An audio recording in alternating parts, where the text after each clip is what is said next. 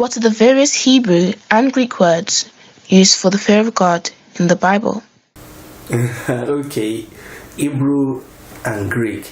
I mean, obviously, I'm not Hebrew and I'm not a Greek, but we can use study aid that will help us to understand the words that were used for fear, both in the Old Testament in Hebrew and in the New Testament in Greek.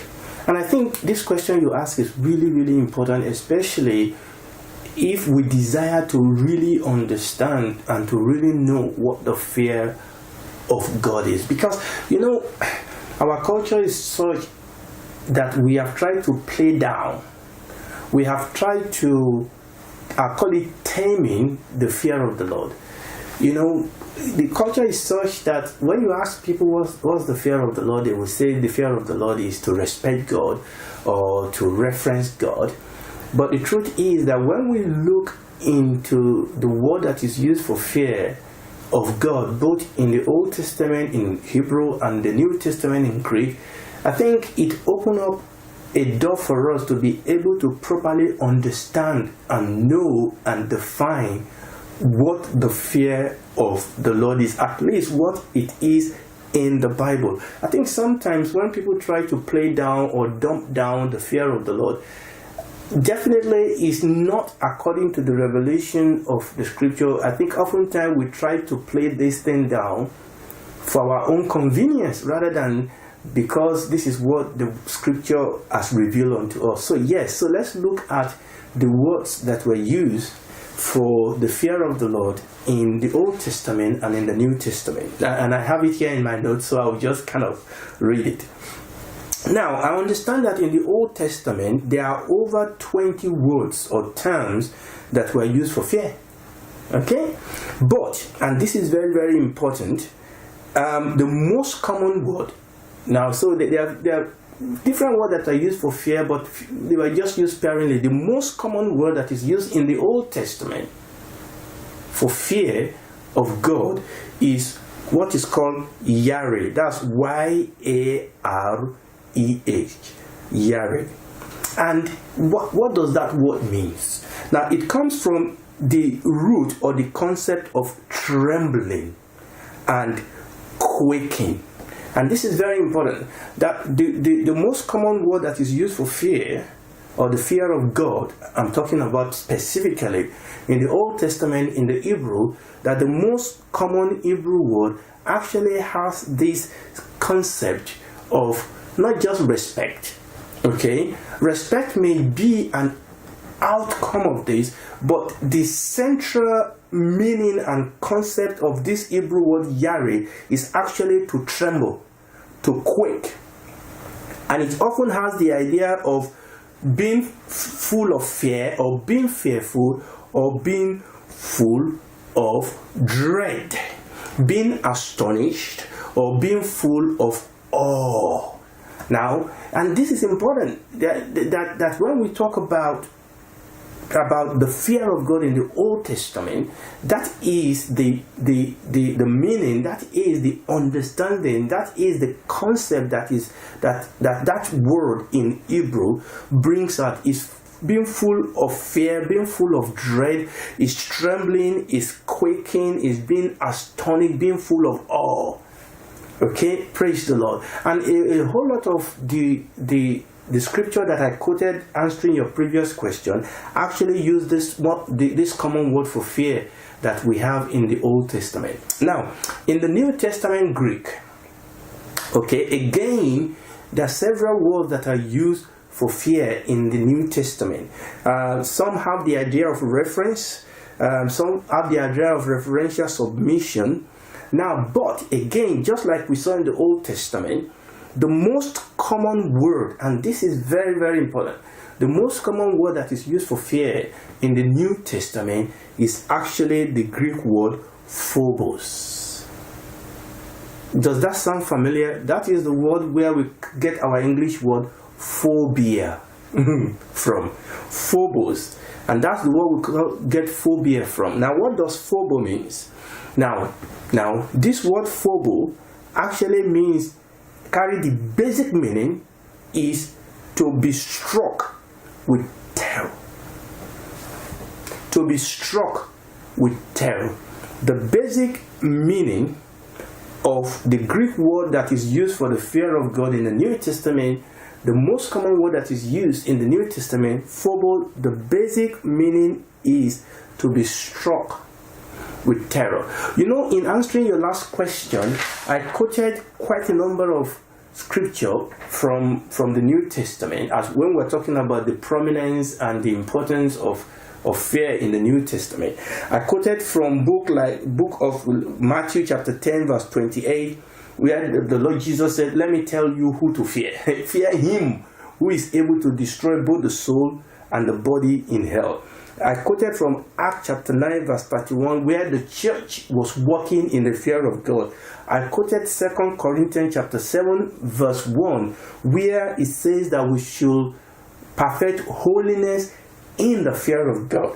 I quoted Philippians chapter, well, I'm not sure I quoted Philippians chapter 2 verse 12, but Philippians chapter 2 talk about working out our salvation in the fear of the Lord. I definitely quoted Ephesians chapter 5 verse 21, where it talk about submitting to one another in the fear of the Lord. Do you know that every single one of these scripture that I've just run through now, every single one of them use the Greek word phobos. Phobos, that means being struck with terror. I will read one more scripture for you. I don't think I've read this so far. 1 Peter chapter 2 verse 17, it says, honor all men, love the brotherhood, fear God.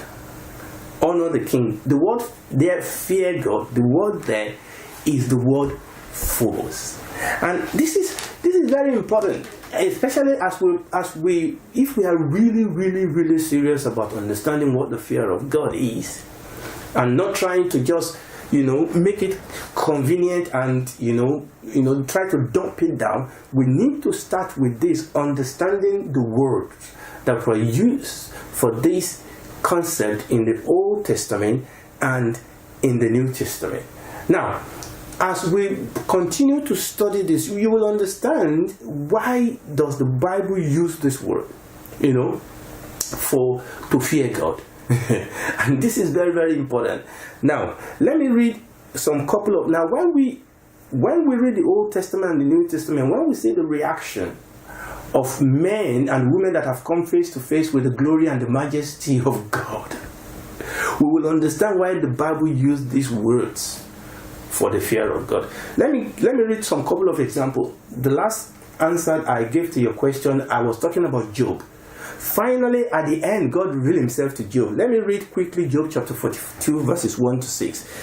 Then Job answered the Lord and said, I know that thou canst do everything, and no thought can be withholden from thee. Who is he that has hidden counsel without knowledge? Therefore, I have uttered what I understood not, things too wonderful for me, which I knew not. Here I beseech thee, and I will speak. I will demand of thee, and declare thou unto me. I have heard thee by the hearing of the ears. Now my eyes have seen you, therefore I abhor myself. Listen, when saints of old, men of God that walk with God, when they come face to face with the majesty and the glory of God, this is their reaction. Wherefore I abhor myself and repent in dust and ashes. Isaiah had the same reaction when he saw the glory of God. Isaiah chapter 6 verses 1 to 5. In the year that King Uzziah died, I saw also the Lord seated upon a throne, high and lifted up, and his train filled the temple. Above it stood the seraphim, and each one has 6 wings, and with twain he covered his face, and with twain he covered his feet, and with twain he did fly. And one cried unto another, saying, Holy, holy, holy is the Lord of hosts. The whole earth is full of his glory. And the post of the door moved at the voice of him that cried, and the house was filled with smoke. Now, then said I, Woe is me, for I am undone, because I am a man of unclean spirit, and I dwell in the midst of a people of unclean lips, for my eyes have seen the King, the Lord of hosts. When Isaiah saw God, he trembled, he quaked, there was terror. You understand what I'm saying? It's not a terror of God being a celestial bully, no. But terror nevertheless, fear nevertheless, dread nevertheless of the glory and the majesty and the power and the beauty and the grace of God. Not all this flippancy that we see in the church today, where people just say, hi God, kind of like, hi power. No. People will say things like, when I get to heaven, I will shake. You don't get to shake the hand of God when you get to heaven. You fall on your face when you see the glory of God. The Bible tells us in the first book of Timothy chapter 6 verse 16. Let me read that. It said, God who only has immortality, dwelling in a light which no man can approach unto. God dwelling in a light. There is a glory, there is a beauty, there is a majesty about God. The Bible says that God dwells in a light which no man can approach unto. God dwells in the light. No man can approach him. In Christ Jesus, God stepped himself down so that he can help us. But when we think about the glory of God, the majesty of God, the Bible says that God dwells in a light that no man can approach unto, whom no man has seen nor can see. When we talk about the glory of God, when we see this glory, we will quake, we will tremble. Praise the Lord. Now let me read, and because you can say that those are the Old Testament, what about New Testament? Revelation chapter 1 verses 2 to 17. We know the story of John. The Bible says John was the beloved disciple that rests his head on the chest of Jesus. But when he saw his glory, in Revelation chapter 1 verses 12 to 17, John said, and I turned and see the voice that spake with me, and being turned, I saw 7 golden candlesticks, and in the midst of the 7 candlestick, one like unto the Son of Man, clothed with a garment down to the foot, and girt about the paps with golden girdle.